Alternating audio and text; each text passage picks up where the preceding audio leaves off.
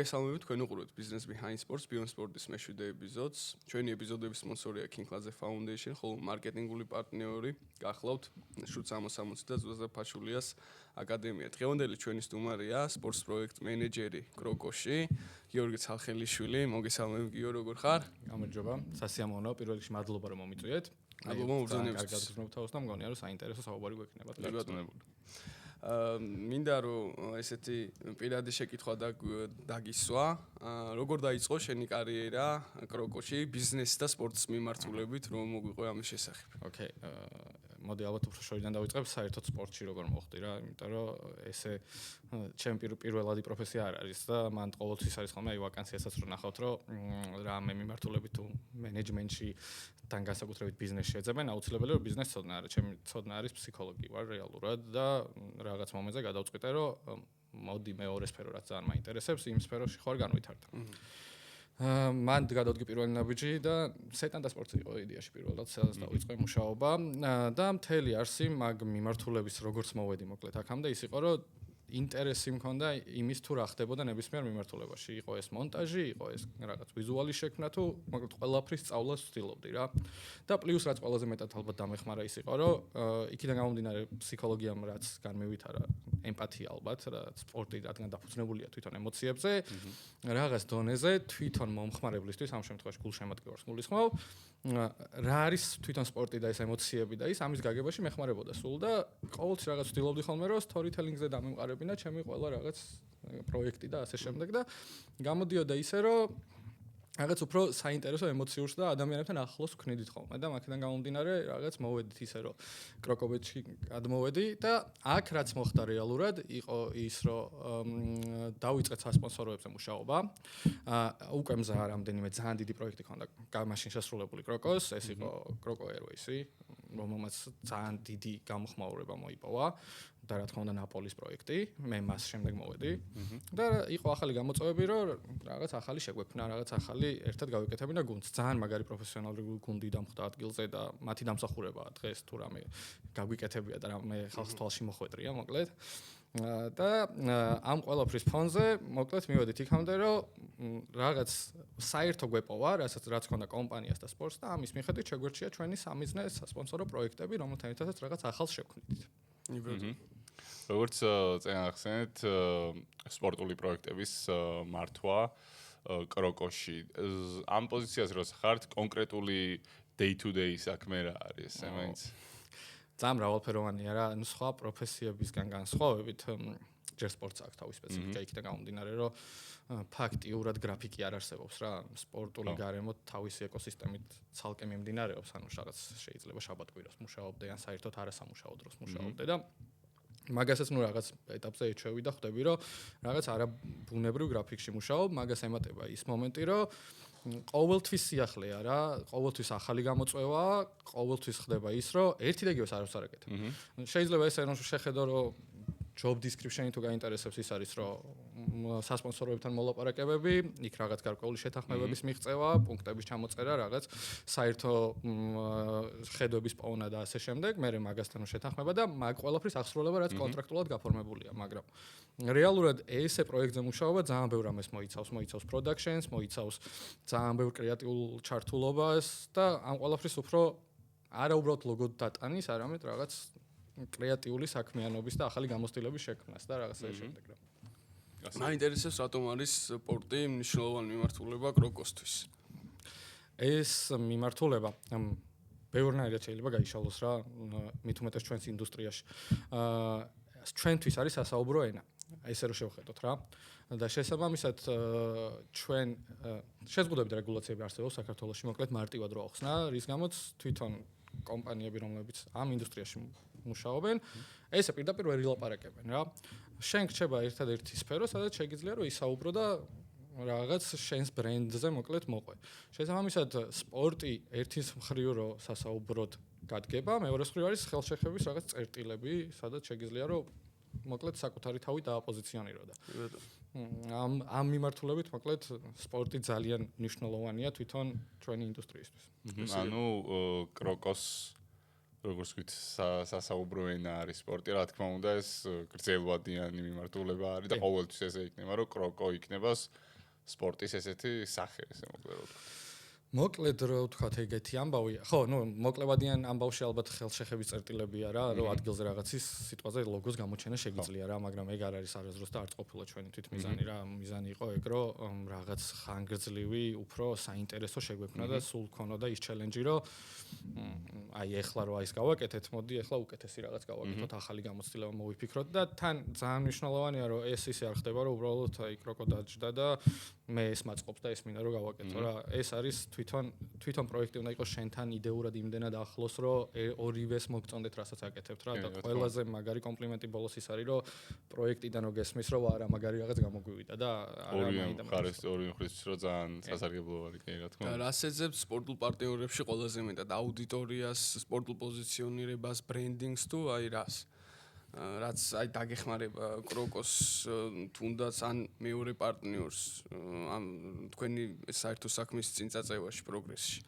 კი ბატონო, ხო, ანუ ესე რომ ჩაშალო ყველა პროექტი რა თქმა უნდა ერთი და იგივე მიზანს არ ემსახურება რა. არის რაღაც პროექტები, რომლებიც სიტყვაზე awareness-ისთვის არის საჭირო და ძალიან ფართო მასშტაბზე გშლის და უფრო მეტად მაგ მხრივ ჭირდება, მოკლედ მათთან თანამშრომლობა. არის პროექტები, სადაც უბრალოდ იმხელა მასალა არსებობს storytelling-ის და ისეთი საინტერესო რაღაც პოტენციალი აქვს რომ შექმნა, რომ ამისთვის არის შენთვის საინტერესო. ანუ ყველა დეტალისგან შედგება რა, ეს არ არის რომ მაინდა-მაინც აი ამ იმის გამოვეცებთ და ერთადერთი რაც გვაქვს და მგონია რომ სწორი გვაქვს ნაპოვნი, ისევ ის წეგანი რაც ვახსენე რომ სპორტს არ უყურებთ ისე როგორც რაღაც ადგილს, სადაც უბრალოდ ლოგო გვაქვს დასატანი რა, ჩვენ უყურებთ სპორტს, რომ იდეურად იყოს ჩვენთან ახლოს და იდეა რაც სპორტში ვიპოვეთ და შევთანხმდით არის ის, რომ სპორტში ყველაზე საინტერესო არის გამარჯვებას ყოველთვის ასახავენ და იქნება ნახვა და დასაწყისსაც ყველა ნახავს და გზა არის ყოველთვის საინტერესო და ხშირად ვიყენებთ ხოლმე მესიჯს მიზნიდან გამარჯვებამდე და ჩვენს ისტორიებშიც რასაც ყვებით და თუნდაც სასპონსოროში ვეძებთ ისეთ პროექტებს, ვინც ეს გზა გაიარა და საინტერესო რამ არის ამ ბექგრაუნდის უკან, რაზეც შეიძლება რომ ახალი დააშენო რა და სწორედ ესე ვეძებთ ხოლმე რომ ჩვენთან იდეურად რამდენად ახლოს არის.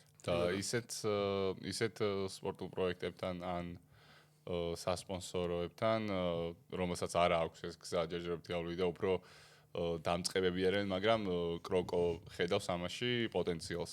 აი ესეთ კომპანიების მიმართ როგორ ხართ? საკმაოდ კეთილგანწყობილები ვართ. გვაქვს რამდენიმე პროექტიც, რომელსაც ეხლა ამ წამს ესე მიღწეული შეიძლება არაფერი არ აქვს, მაგრამ ძალიან დიდი პოტენციალი აქვს ჩემი აზრით რა. ერთ-ერთი არის გორის გორი, რომელთანაც თანამშრომლობთ. საკმაოდ ახალი პროექტია, მაგრამ ძალიან საინტერესო სტაფი ყავს, ძალიან საინტერესო.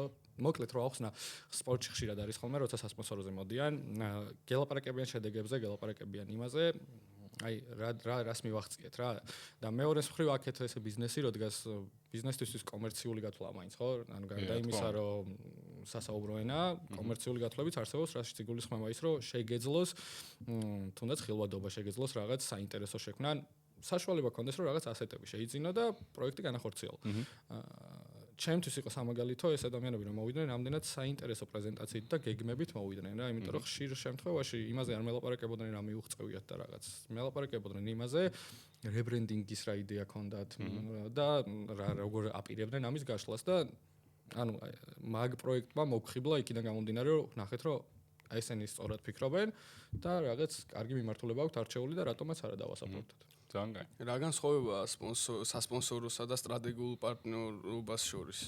ოკეი, სასპონსორო ალბათ არის, როცა ლოგო დაგაქვს, ბანერს გამოფენ და ტელევიზორში გამოაჩენ უბრალოდ რა, რაც ძალიან მარტივია სიმართლე რომ გითხრათ და ძალიან ბევრ თავის ტკივილს გაშორებს რეალურად და სტრატეგიული პარტნიორობა არის თვითონ დასაწყისიდანვე, როცა კონტრაქტზე მუშაობ, მოაზრებული კონდეს, რა შეიძლება შექმნა და რა სჭირდება და ამაზე ძალიან დიდი მუშაობა მოგვიწია და ესეთი რაღაცაც შევცვალეთ ალბათ არ ვიცი ქართულ სასპონსორო ამბავში ახლა ბოლო პერიოდში შეინიშნება კიდეც და ხშირად მესმის ფოტოშოპის ახალი სასპონსორები როცა მოდიან რომ აი თქვენთან პარტნიორობა გვინდა არა იმიტომ რომ თანხა გვინდა არამედ გვინდა იმიტომ რომ აი ამას აკეთებთ და ამაში გულისხმობ იმას რომ ჩვენ როცა ვსაუბრობთ რაღაც პროექტზე შევისწავლით ამ პროექტს, წერთ მოკლედ რა შეგვიძლია რომ ამ პროექტთან გავაკეთოთ და ვთავაზობთ არა მარტო სპონსორობას, არამედ მარკეტინგულ მხარდაჭერას, იმიტომ რომ სპორტში ეს ძალიან შეზღუდული ფინანსები არსებობს ამისთვის და საქართველოში მით უმეტეს რა თქმა უნდა. კი და ეგ რო ყოფთ ხოლმე რომ ნუ აი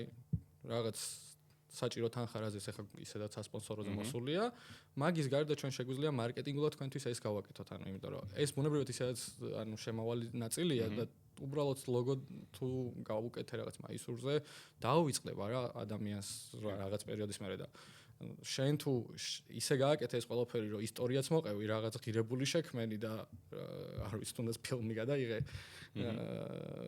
ეს დარჩება თაობებს და სულ გაიხსენებენ, რომ აი ამ თანამშრომლობის დროს მაისურს რო აიღებენ ხელში და დახედავენ, კროკო იყო სპონსორი, მაგას კი არ იტყვიან, რომ გახსოვს მაგ დროს კროკომ რა გააკეთა. ეს არის ღირებული რა ჩვენთვის. დანგა. რამდენად მნიშვნელოვანი არის კროკოსთვის საქართველოში სპორტის და კონკრეტულად მოდი სპორტის ბიზნესები ვიყარაკოთ, სპორტის ბიზნესის განვითარება. ძალიან მნიშვნელოვანია და ხო, ეგ ეკოსისტემა, რაშიც ფაქტიურად გვიწევს მუშაობა და შესაბამისად ეგ ეკოსისტემა თუ ჯანსაღი არ არის და კარგად არ ფუნქციონირებს, უფრო რთულია შენთვის ამ ყველაფერში და სპორტში შეინიშნება ტენდენციები, რომ ინტერესი გაიზარდა და ჩემი აზრით რაღაც სწორი მიმართულებები არჩიეს, რამ ხრივაც უნდათ რომ განვითარდნენ, იმიტომ რომ ეხლა რაც ძალიან აკლია ქართულ სპორტს არის მხარდაჭერა.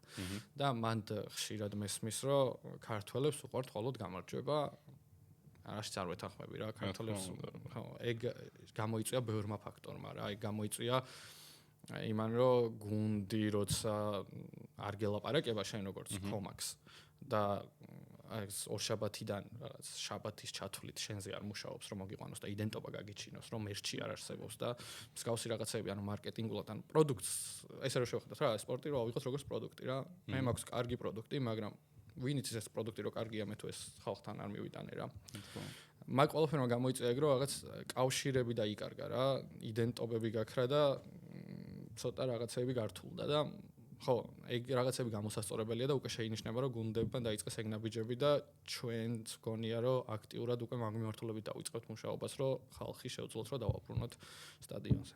და შენი აზრით სპორტული სპონსორობა რამდენად კარგად არის გააზრებული საქართველოში ბიზნესის მხრიდან? სპორტული სპონსორობა. ოკეი. მაგ ნაწილზე მე მგონია რომ აი წეგანაც თქვი რა, რაღაცებს სწავლობთ რა სპორტში, ესე სპონსორობაც ისე არ იყო რომ რაღაც მოცემულობა იყო რომ სადღაც სკოლაში ან უნივერსიტეტში მით უმეტეს ჩვენთან არის სწავლება საერთოდ სპორტული მარკეტინგი და სპორტის ბიზნესი. ერთეული გამონაკლისების გარდა და პრაქტიკაში გიწევს რაღაც გამოცდილებების მიღება და ყველა პროექტი გზრდის და სპორტული სპონსორობა არასწორად იყო აქმული, იმიტომ რომ უფრო CSR კამპანიად აღიქვამს ძალიან ბევრი დღესაც მე მგონი რა, განსაკუთრებით არა სიტყვაზე betting კომპანიები. გონიათ რომ უბრალოდ თანხას თუ ჩავდებ, ნუ აი მაისურზე გამოჩდება, მაგრამ უბრალოდ გუნდი მთხოვს თანხას რაღაცისთვის, რომ თავისი რაღაც მოთხოვნილები დააკმაყოფილოს. არა ეს ამ დროს შენთვისაც სასარგებლოა, იმიტომ რომ გააცლევს ხალხას, საიდანაც შეგიძლია ისაუბრო, ახალ აუდიტორიას მიწვდე და რაღაც კეთილგანწყობა გამოიწვია საზოგადოებაში და აი ეგ ხედვები ეხლა ვითარდება, ამ წამს სწორად აღქმული არ მგონია რომ იყოს, იმიტომ რომ მე რასაც უყურებ ძალიან ბევრი სპონსორობაზე ანუ ეს არის რომ ხანდახან გული მწყდება ხოლმე რომ რატო არ ვიყენებთ საერთოდ აი რატო ასპონსორებ თუ არ იყენებ რა დაახლოებით ეგ განცდები მიჩნდება ხოლმე. ჯორჯ მიქაუთაძე გახდა კროკობეთის ამბასადორი. როგორ მიიღეთ ეს გადაწყვეტილება და რა კრიტერიუმებით ირჩევთ ზოგადად ბრენდის ამბასადორებს? ოკეი, ეგ პროექტი უშუალოდ ამ შემთხვევაში პროექტები დაყოფილი გვაქვს ოთაშორის, იმიტომ რომ შეუძლებელია ხა ამ პროექტს ერთდროულად მართავდე, რამდენიმე ადამიანში გადანაწილებულა და ეგ პროექტი უშუალოდ ჩემი პროექტი არის და ძალიან დიდი ხანი მქონდა მაგაზე მოლაპარაკებები. თვითონ ვილიარეალთან დამოუკიდებლად და თვითონ სპორტს ორიენტთან ერთად, ხო? კი, ბოლო ეტაპზე უკვე სპორტს ორიენტის ჩართულობით გავედით მოკლედ მაგ ამბავში ბოლოში. დაახლოებით 6 თვე ვლაპარაკობდით რა.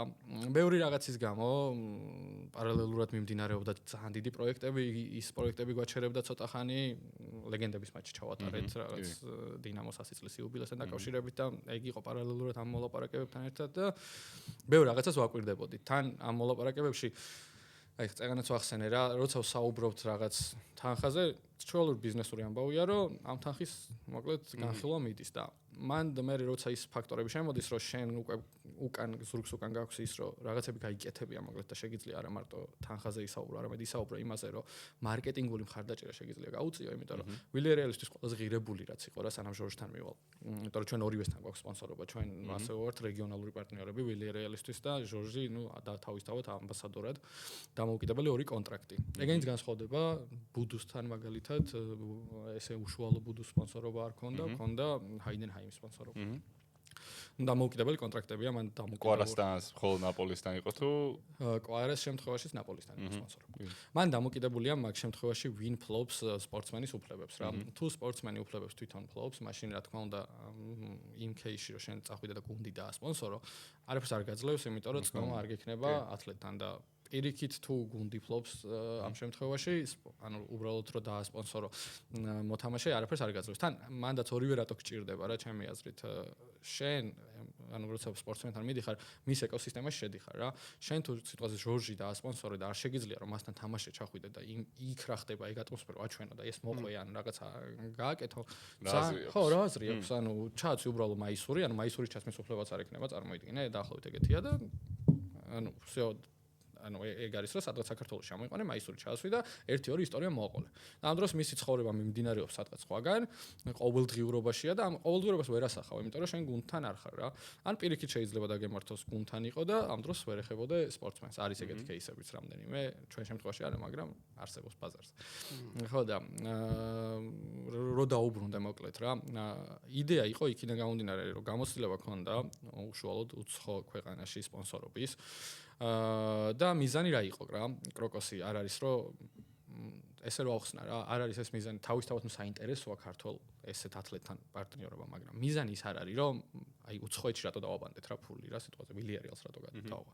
საქართველოში საკმაოდ ბევრი საინტერესო პროექტი გვაქვს და მაგაზეც აუცილებლად ნოვისაუბროთ, მაგრამ მიზანი იყო გაჩნდა ესეთი გამოცდილება, რომ გუნდებმა უცხოეთიდან დაიწყეს მოწერა. იუვენტუსმა და მსგავსმა. და ინტერესი გაიზარდა, ხო, ინტერესი გაიზარდა ქართველი ათლეტების მხარესაც რა, რომ მიხვდნენ ესეთ რაღაცას, რომ თუ მე ქართველ ათლეტს დავიმატებ, ის მარტო კარგი ფეხბურთელი კი არ არის, იმას უკნინდან ანუ მოყვება ახალი ბაზარი, საიდან საქართველოში ხა ესე საქართველოდანო გასპონსორებენ, ხო ძალიან უცნაურია, იმიტომ რომ პატარა ქვეყანაა და ანუ რატო ანუ არც უფიქრია სადღაც ესპანეთში ან თუნდაც რაღაც იტალიაში რომ საქართველოდან ჩამოვიდოდნენ და მეტყოდნენ რომ აი მარტო ამ რეგიონზე მინდა ექსკლუზივი ავიღო. და გაჩნდა ეგ გამოცდილება რომ მე თუ ქართულ ფეხბურთელს დავიმატებ, რაღაც თანხას და პლუს სარგებელს და მარკეტინგულ ხარდაჭერას მივიღებ, რაც ძალიან საინტერესო გამოცდილებას ქნეს ჩემი აზრით და ინტერესს ზრდის ფეხბურთელების მიმართ და ეს შესამჩნევიც არის რა, აი ცოტა ხანში ალბათ ჰაიდენჰაიმის მინი დოკუმენტურ ფილმსაც დავდებთ და მან ყვება ერთ-ერთი ვეტერანი ფეხბურთელია რა, ჰაიდენჰაიმს ახლა იმ ხელა ისტორია არ აქვს, რომ პატარა გუნდი იყო, ხო, პატარა გუნდი იყო, სულ ქვედა ლიგებში იყო და რამდენიმე წელია, რაც უკვე ბუნდესლიგაშია და მაგას ყვებიან ზუსტად რა, რომ იმდენად უცხო იყო ჩვენთვისო, რომ არათუ რომელიმე მედიან საერთოდ ვინმე ილაპარაკებოდა ჩვენთვის, იმიტომ რომ სულ რაღაც ერთ-ორ ჟურნალში ვხედავდით ხოლმე რაღაც ჰაიდენჰაიმზე რამეს ამბობდნენო და ამ დროსო გაჩნდაო რომ საქართველოსთან ინტერესი წამოვიდაო და პლუს საქართველოსთან ჩამოვიდნენო ჩვენზე რაღაც გადაიღანო რა, ანუ იმდენად უცხო იყო რომ ახალი შესაძლებლობები მოგვცაო და რაღაც ახალი გაშლები რომ იცი რა, ამ ყველაფერს უკან რაღაც თუ მყავს მე პოლონეთიდან ფეხბურთელი წავალ და პოლონეთში მოვძებნი ვინმეს, იქნებ აინტერესებთ რა ჩემთან პარტნიორი. მარკეტი იზრდება ახლა რა. მარკეტი იზრდება, ინტერესი იზრდება ქართველი ფეხბურთელების მიმართ, ამას მაქსიმალურად ხარს უჭერთ და ვცდილობთ რომ ყველა ათლეტი, მით უმეტეს აი ხა ის ბიჭები ვინც სხვა ქვეყნებში თამაშობენ ძალიან მაღალ დონეზე, მაქსიმალურად დავასაპორტოთ, ვისთანაც შეგვიძლია შევიდეთ და ეგ ანცდა რომ ჩვენ მათთან ვართ და მათთან ერთად რაღაც საინტერესო შექმნა შეგვიძლია და მათ შეგვიძლია რომ ის მოვაშოროთ რომ საქართველოზე მუშაობა თვითონაც არ მოუწიოთ მარკეტინგულად და ჩვენ ავიღოთ ეგ პასუხისმგებლობა რომ მოდი შენი ანუ ხმა ვიქნები მე აქ გამტარი და პლუს დაგეხმარები იმაში რომ ინტერესიც გაიზრდება რა, იმიტომ რომ ფეხბურთელს მოყვება პლუს ფინანსები, იმიტომ რომ ინტერესი გაიზარდა.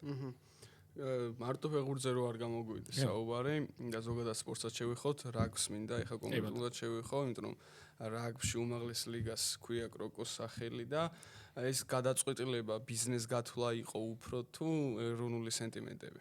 რაგბში რა თქმა უნდა არსებობს ეროვნული სენტიმენტები და სიყვარული, იმიტომ რომ რაგბი იყო რაღაც ამომავალი წერტილი, როცა სადღაც ფეხბურთს რო გაუჭირდა, რაგბმა შეგვახსენა, რომ ჩვენ ყველა სპორტში ძალიან კარგად ვთამაშობთ და ამიტომ იყო ეგ გათვლა, რა თქმა უნდა, რომ რაგბთან რაღაც კავშირი გვეპოვა.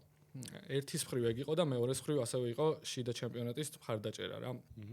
მაგდაც ეგეთი სიტუაცია, რომ დღეს შეიძლება ლაპარაკებდე ეროვნულ ლიგაზე და ყველა მიცოდეს რომ საქართველოში ეროვნული ლიგა არსებობს, თუმცა ძალიან ცოტა ადამიანმა იცის სხვათა შორის რომ არსებობს რაგბის შიდა ლიგა, რომელიც არის პირდაპირ წერტილი, საიდანაც ეს ათლეტები მიდიან ნაკრებში ან მიდიან უცხოეთში და ეგრო არ გაიარო, მოკლედ მაგზას ვერც გაივლი და მან ჩავთვალეთ რომ ძალიან საინტერესო იქნებოდა ჩვენთვისაც ახალი გამოწვევა იქნებოდა რომ ეს ლიგა ცოტა უფრო ცნობადი გაგვეხადა ფართო აუდიტორიისთვის და მეტ ადამიანს გაეგორო საერთოდ აგერ აქვე გვაქვს რაგბის ჩემპიონატი და რაგბს ძალიან დიდი მაყურებელი ყავს და ეგ მაყურებელი ყოველთვის დადის რა, იმიტომ რომ რაღაც ოჯახური გარემო არის რა, რაღაც კულტურაზე დაფუძნებული გარემოა და გვინდოდა რომ ეგ უფრო ფართო აუდიტორიაშიც გაგვეშალა რა და რაღაც იდენტობა გაგვეჩინა.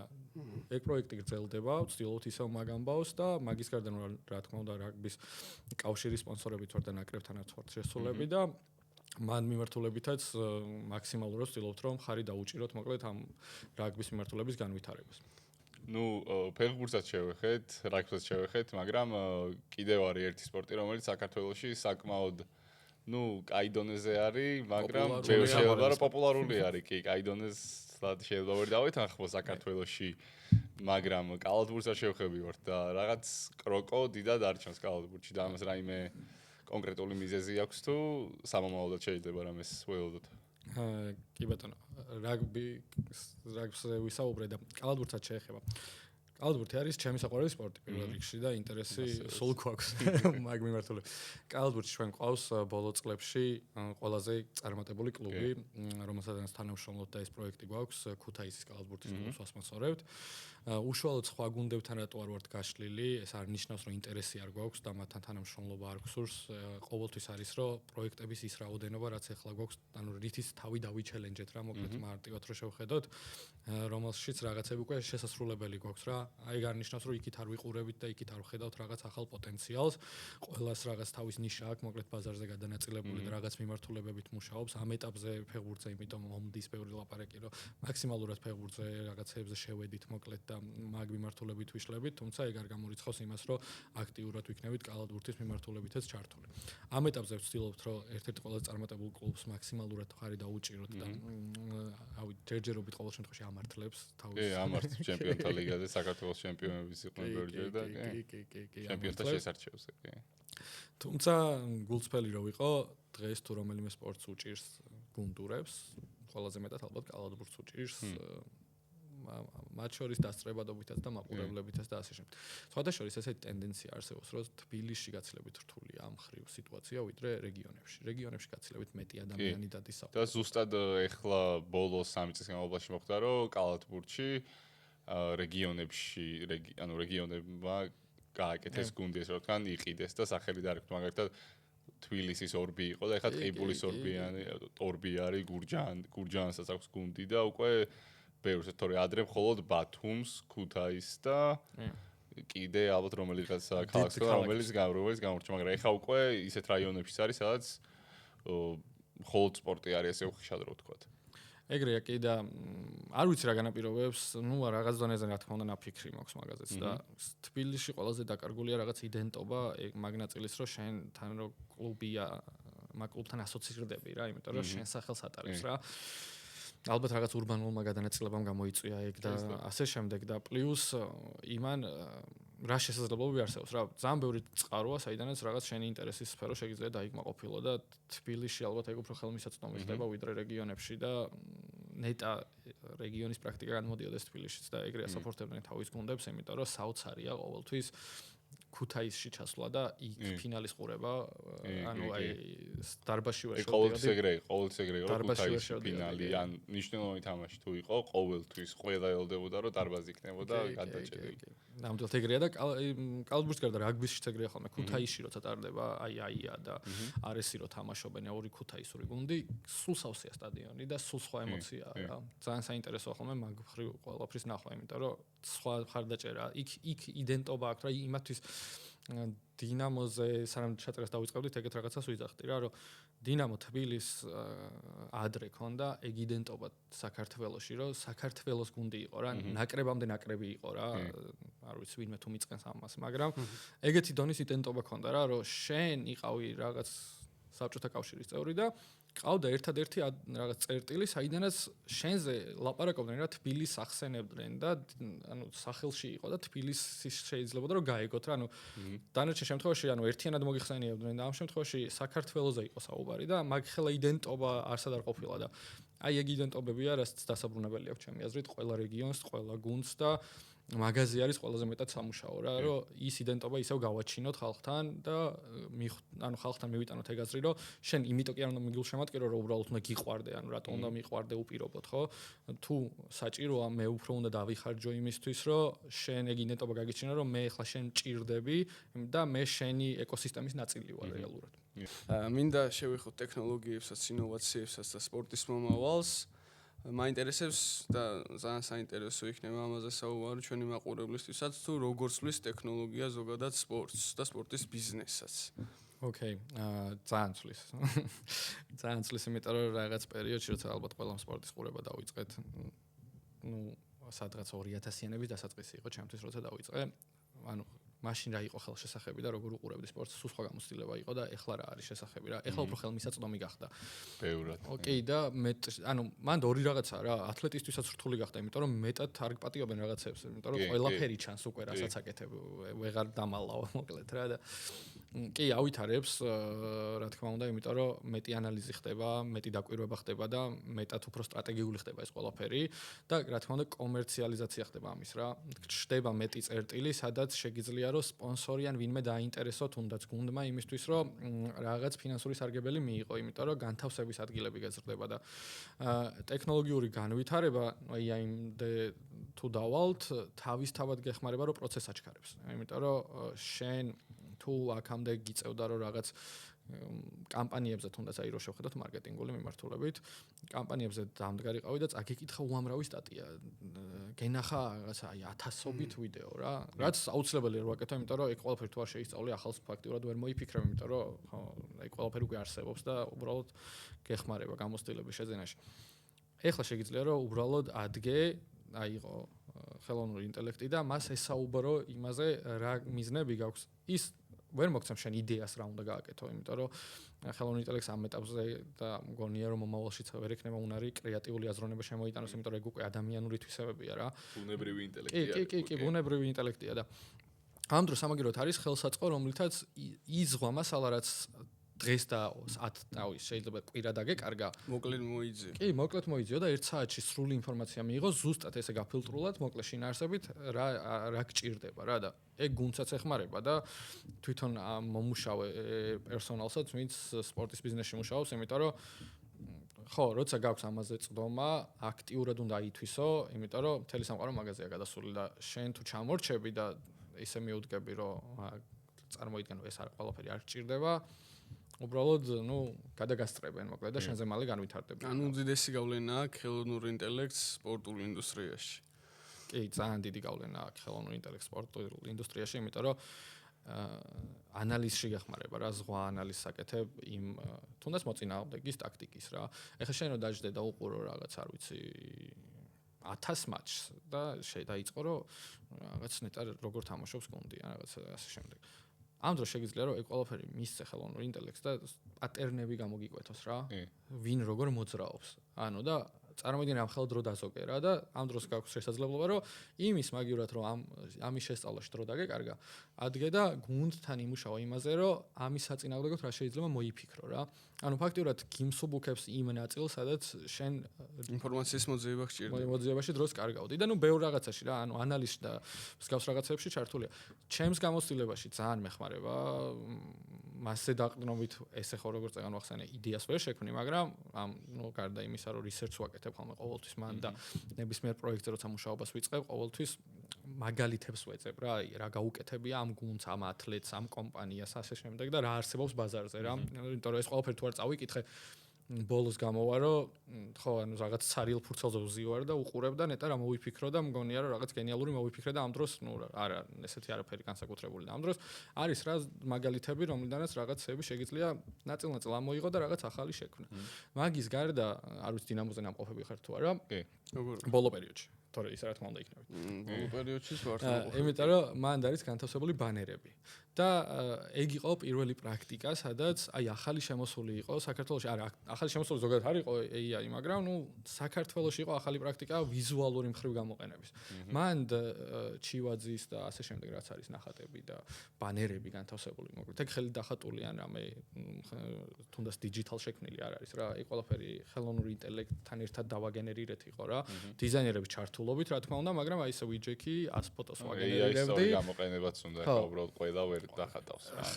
იცი რა, ალბათ ყველა დახატავს თუ ცოტა ხანი ემუშავება, მე ესე მგონია. ოკეი, მაგრამ მაგისაც არიან ზუსტად ხალხი, ვისი პროფესიაც არის AI-ის სწორი მართვა რა. კი. ხო და ნუ საჭიროა, ნუ შეისწავლო, იმიტომ რომ AI არ ჩაგანაცვლებს, არ მგონია რომ AI-ს ჩაგანაცვლებს. მაგრამ ის ხალხი ჩაგანაცვლებს, ვინც AI-ს კარგად ისწავლის. კი. რადგან ახლა ტექნოლოგიაზე, AI-ზე და სპორტზე ერთად ვსაუბრობთ, საქართველოში არის ერთ-ერთი ესეთი განხრა, რომელიც ნელ-ნელა ვითარდება, რომელიც არის e-sports. კროკო როგორ არის e-sports-ის მხრივ? შეიძლება ახლა 1-2 გამორჩეული e-sports-ის გუნდი ყავს საქართველოში, რომელიც მაგალითად მილენიუმი არის. კი. მაგრამ აი, როგორ ხედავთ e-sport-ში თქვენს თავს?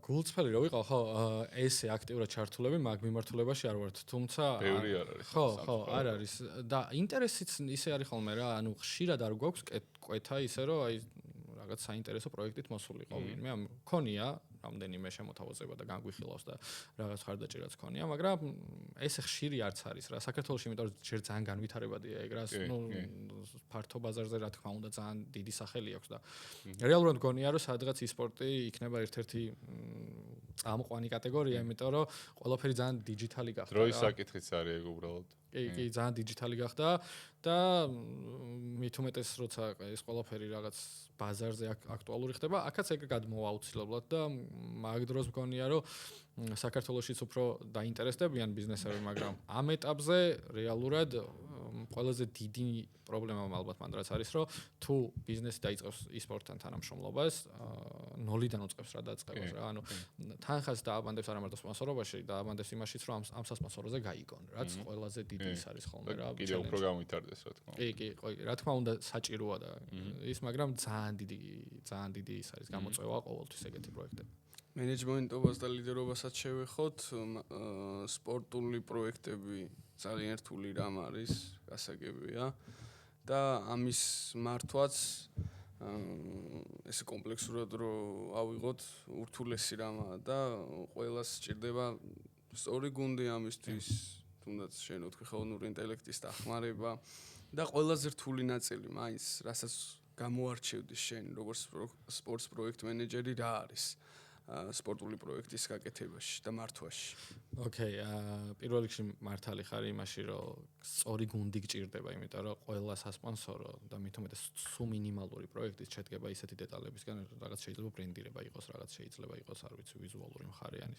მანდ თუ იდეალური კადრები არ ყავს, რომლებიც იცი რომ ენდობი ბოლომდე და ამ საქმეს რომ მიანდობ აღასრულებენ, ხო, ძალიან რთულია რა იმუშავა, მაშინ გიწევს რომ უბრალოდ სულ შენზე იყოს და ვერ აწევ ამდენ პროექტს რა რეალურად და ანუ კროკოში არსებობს სრული პროფესიონალიზმი მაგის და საუკეთესო კადრები არიან, ვისაც თავის საქმე არა მარტო იმიტომ რომ სამსახურია უყვართ, თავისივე თავს აჩელენჯებენო ყოველ წამს იმაზე უკეთესი შექმნან, რაც ყველაზე ძალიან მიყვარს ადამიანში რა, ეხლა რაღაც გავაკეთე და თვითკრიტიკული ვარ და უკეთესი უნდა გავაკეთო არის. ყველაზე მაგარი გამოწვევაა, რომ არ გაჩერდე და რაღაც თვითკმაყოფილებამდე არ მიხვიდე და სწორედ ეგ ადამიანები არიან, ვისაც სულ აქვს მოლოდინი, რომ რაღაც უკეთეს გავაკეთებ და მე მგონია, რომ ყველაზე რთული მაგ ნაწილში მენეჯმენტში არის დრო. იმიტომ რომ ბევრი რაღაც ხდება ერთდროულად და სპორტს აქვს ეგეთი სპეციფიკა, რომ რაღაცები ხდება ისე, რომ შენ ვერ აკონტროლებ რა. იქ შეიძლება რაღაც გეგმა შეიცვალოს, რაღაც ფორს მაჟორი მოხდეს, მაგალითად რომ მოვყვე ბოლოს რაც მოხდა, იდეაში მაგაზე რამდენიმე მაგალითი მაქვს და თუ დიდ დროს არ წაიღო. ერთი გამორჩეული ყველაზე რთული მაინც რა იყო. უცხოეთში როცა გიწევს რა პროექტზე წასვლა და იქ ძალიან ბევრი პროდაქშენის ნაწილია ხოლმე ჩართული, გიწევს რომ წინასწარ რაღაცები დაგეგმო რა. მოკლედ ახლა ბოლო წასვლაზე იყო, რომელსაც მალე ხალხიც ნახავს, რომ ჟორჟთან ერთად ძალიან ბევრი საინტერესო კონტენტი გადავიღეთ სოფლიოს ფარგლებში და სოფლიოს კამპანიას რო დავიწყებთ, მოკლედ მაშინ უკვე ხალხიც იხილავს ამ ყველაფერს. ვიქირავეთ ადგილი, სადაც გადავიღებდით რა, რაღაც ლამაზი ხედით, ვილა ვიპოვეთ, ზღვის პირას რაღაც და ჩავდივართ და აღმოჩნდა რომ ამბულანს რემონტი უტარდება და მეორე დღეს გადაღება გვაქვს. ხო და უცბად იქვე გიწევს მოკლედ რომ მიიღო გადაწყვეტილება რომ ანუ ვერაფერს ვერ შვები უცხო ქვეყანაში ხარ, არავინ აქ არ არის და შენვე გიწევს გადაწყვეტილების მიღება რომ ეხლა რაღაც უნდა შევცვალო, იმიტომ რომ ხვალ ყველაფერი გაფუჭდება რა. გიწევს ახალი ადგილის მოძიება, იქ იმაზე კონტაქტი რომ აი ეს რატო არ მითხარი, ნუ მოკლედ რა, ბევრი რაღაც და ეგ ფორს მაჟორები სულ თანსდევს რა სპორტს, იმიტომ რომ ყველაფერს რო გითანხმებენ და ათანხმებ სულ შუამავალი გოლი გიწევს რა, იქ გუნდს ელაპარაკები, იქ შორს ელაპარაკები, იქ რაღაც და ყველაფერი საათობრივად კი გაგაწერილი, მაგრამ ერთი პატარა გადაცდომა, ანუ ვიღაცამ ყველაფერია. გიორგი დოდელი ამას ეგ თქვა ზუსტად წინა პოდკასტში რკენას CEO-მ რომ აი ზუსტად ერთი პატარა გადაცდომა თლიანად სulis იმ პროექტს და შეიძლება ჩაშალოს კიდევ. კი და ეშმაკი დეტალებში ანუ ეგ არის რა მთელი ამბავი რომ სპორტზე თუ მუშაობ უნდა გამოიმუშაო უნარი რომ ქაოსში შეინარჩუნოს სიმშვიდე რა და კონცენტრირება შეგეძლოს, იმიტომ რომ ქაოსი თანდევია, აუცილებლად შეიძლება, აუცილებლად გექნება ფორს მაჟორები, უბრალოდ მაგ მომენტში უნდა შეგეძლოს გადაწყვეტილებების მიღება, იმიტომ რომ ზუსტად ბოდიში ზუსტად ეგ ნაწილი არის სპორტის პროექტების, რომელსაც ხალხი ვერ ხედავს და არავინ არ იცის, ანუ შეიძლება ვიდეო ნახო, აი მეორე მაგალითსაც მოვყვები, იმიტომ რომ ცოტა გასაგები იყოს ხალხისთვის რაზე ვლაპარაკობ რა. ბუდუსთან გავაკეთეთ ეგეთი რაღაც, რომ გვინდოდა რომ სიმბოლურად ბუდუს გავლილი კარიერის და თვითონ რამდენადაც ღირებული ფეხბურთელია საქართველოსთვის, იმიტომ რომ სახალხო ფეხბურთელის წოდება მოიპოვა, ეს არ არის რომ რაღაც ჯილდო გაქვს რა, ხალხის სამხელოს სიყვარული გაქვს რა და გადავწყვეტეთ რომ ბუდუს გავუკეთოთ საჩუქარი და რაღაც გადავცეთ რა და არ გვინდოდა რომ ეს გამოსულიყო ისე რომ აი როგორც ეხლა ჩვეულებრივი კომპანია მივედით და ბუდუ აგერ გასაღები მანქანა გაჩუქეთ რა, არ რაღაც გვინდოდა რომ რატო ვაჩუქეთ ეგ მოგვეყოლა.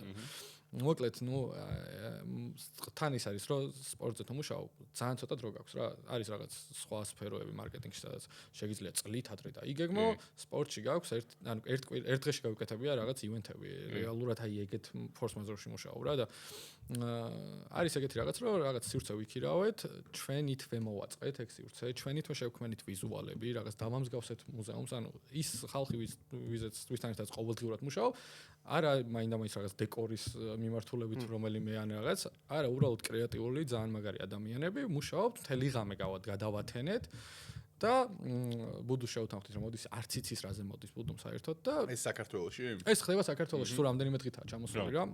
და ხდება მუხიანში რო ის არის რადიო ხო.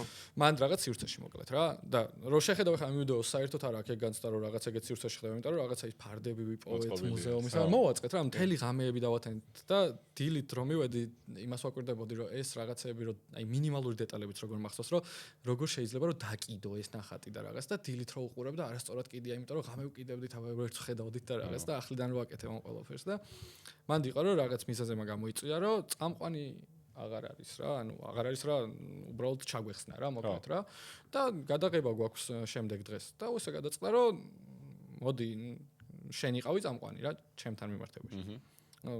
თან როგორია რამდენიმე დღე არ გწინავს რა.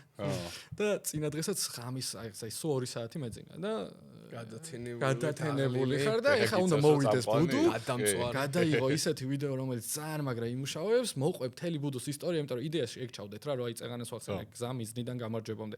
ბუდუის პირველი ბურთიდან შეხებიდან მის ეხლანდელ მდგომარეობამდე რა გაიარა, რა გამოწვევები ქონდა, ეგ მოვყევით რა, ანუ ახალი არაფერი არ მოგვიფიქრებია რა, რეალურად ვილაპარაკეთ ამ ადამიანის გამოცდილებაზე რა და ეგ იყო რაც ხალხმა ძალიან მიიტანა გულთან და ძალიან დიდი გამოხმაურება ქონდა, რამ მილიონობით ნახვა ქონდა, ანუ რამდენიმე მილიონი ნახვა ქონდა თვითონ ვიდეოს და მე ნუ ცალ-ცალკე მის სეგმენტებს და ცალკე გამოხმაურებას ვიყავ. და ნუ აი რაღაც ეგეთი სიტუაცია რომ თვალებს რო ძლივს ახელდა რაღაც და ბუდუ მოვიდა, შემოვიყვანეთ და ყველა მამშვიდებს რომ რაღაც რომ ნუ არა უშავს რამდენიმე დუბლში და არ მეთქი, ანუ რამდენიმე დუბლი უფრო არ გამომივა და ერთი ჩავისუნთქე და მახსოვს რომ აი ბოლოში ჩავიარეთ მანქანას გადავეცით, ისე რომ წვეტა არ გვაქვს რა მაგ ვიდეოში, ანუ ერთი დუბლის არ გადაგვიღია დამატებით.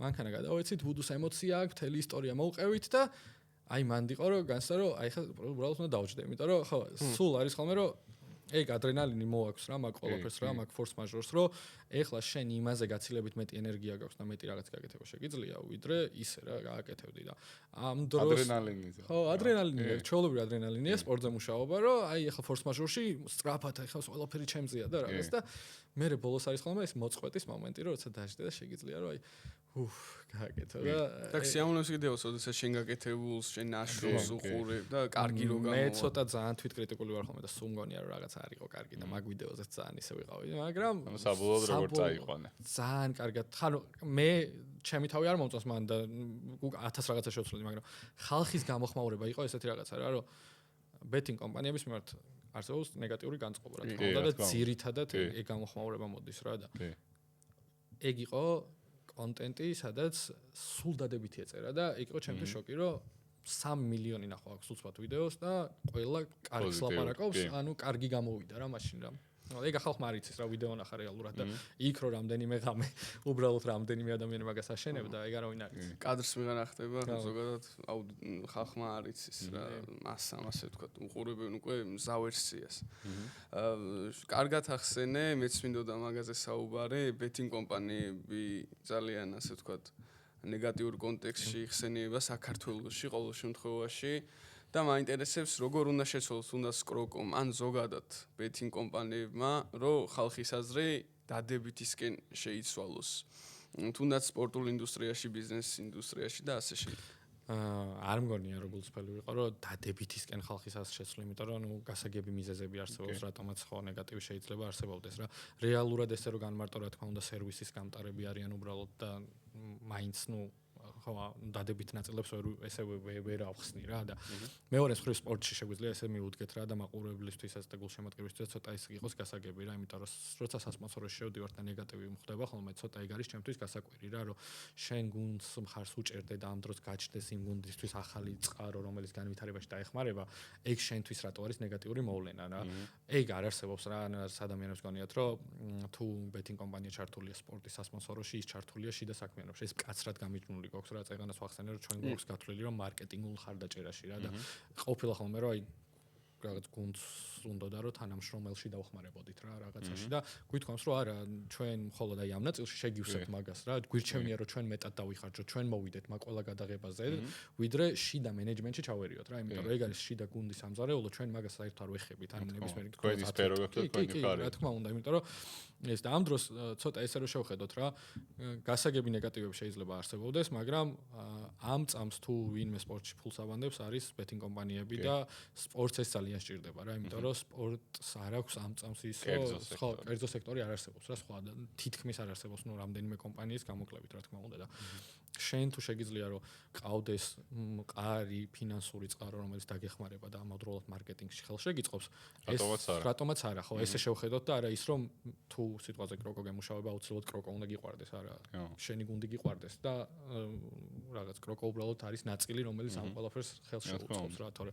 ის მოლოდინი არ გვაქვს რომ რაღაც ვიღაცა იტყვის რომ რაღაც ამ ბეტინგ კომპანიები რასაყვარლები არიან არა რეალურად ხო ხო რა თქმა უნდა არის კრიტიკული აზრიც არის დადებითი აზრიც არის ბუდუს ვიდეოზე კაი დადებითი აზრი ეგ არის რა რომ თუ კარგს შექმნი ხო კარგი აზრი წამო მაგრამ მაინც რაღაც საქართველოში კროკობოდიში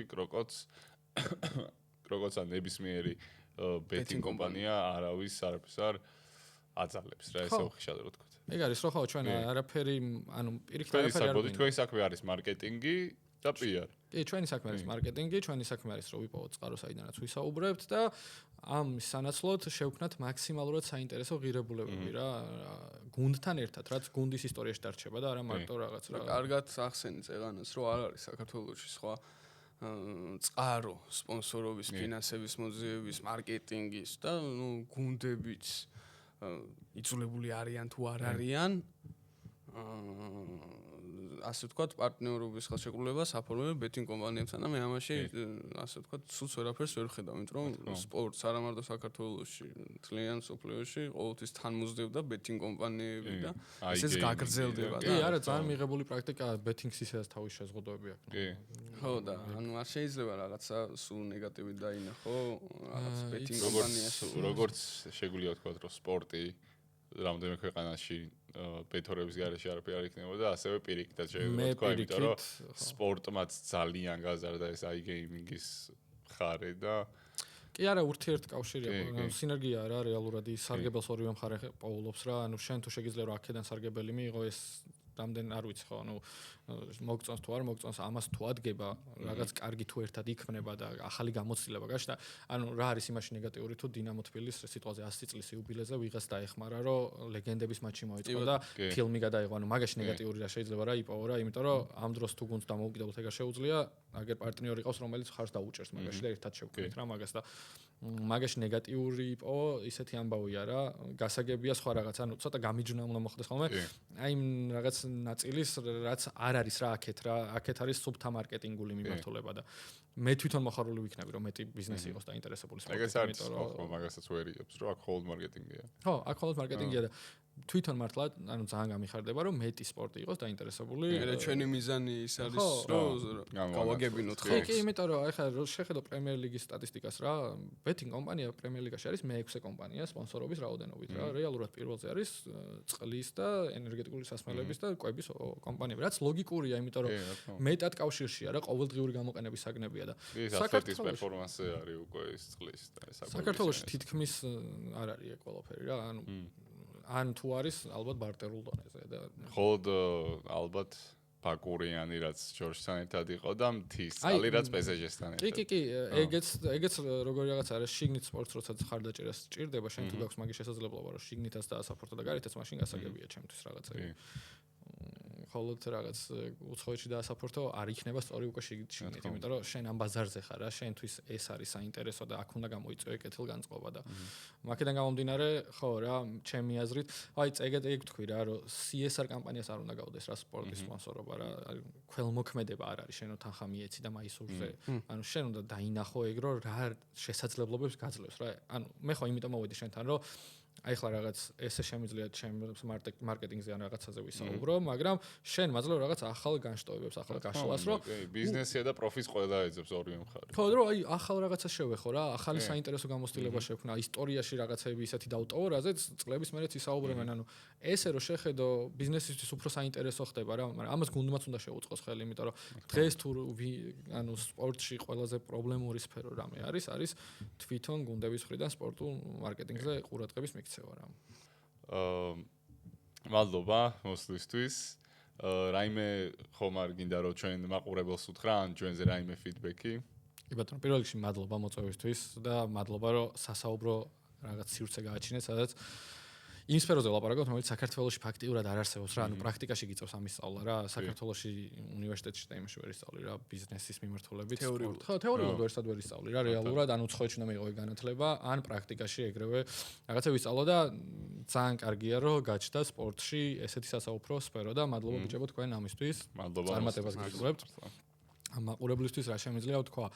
ის რომ აი წეგან ვისაუბრეთ რა, გუნდებს ურჩევ იმას, რომ მეტად კონცენტრირდნენ იმაზე, რომ მარკეტინგს ყურადღება დაუთმან რა, მესმის რომ ფინანსების საჭიროება გარკვეულწილად ხადღაც არის მნიშვნელოვანი, მაგრამ მოგებებით ხალხს ვერ დავაბრუნებთ რა, ესე მგონია სტადიონზე, ხალხი უნდა დავაბრუნოთ იდენტიფიკაციით და რაღაც კავშირების პოვნით და მათ შორის ბიზნესაც და სპორტსაც ურჩევ ვიპოვოთ ეგ წერტილები, საიდანაც შეგვიძლიათ რომ ხალხი უკან მოვიყვანოთ სტადიონებზე.